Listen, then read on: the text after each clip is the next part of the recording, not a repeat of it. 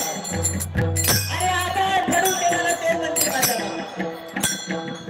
मी टाकत माझ्या मामामध्ये. या मामाला येण्यासाठी कोणता नवस करावा लागत नाही.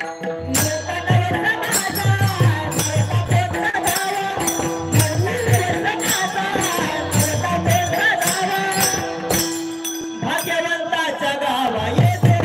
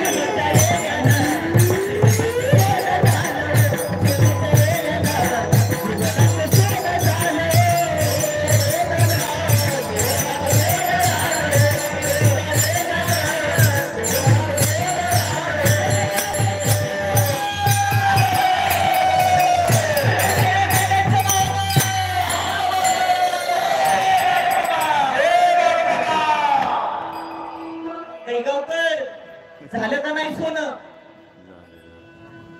इकडची माणसं काय बोलत नाहीत का. तुम्हाला भीती वाटते का महाराज आपल्याला माळ घालतील म्हणून. अजिबात घाबरायचं नाही. मन मोकळपणाने बोलायचं. तुम्ही ही माणूस आहे मी पण. हा काय असं वेगळं आहे का काय आपल्यामध्ये.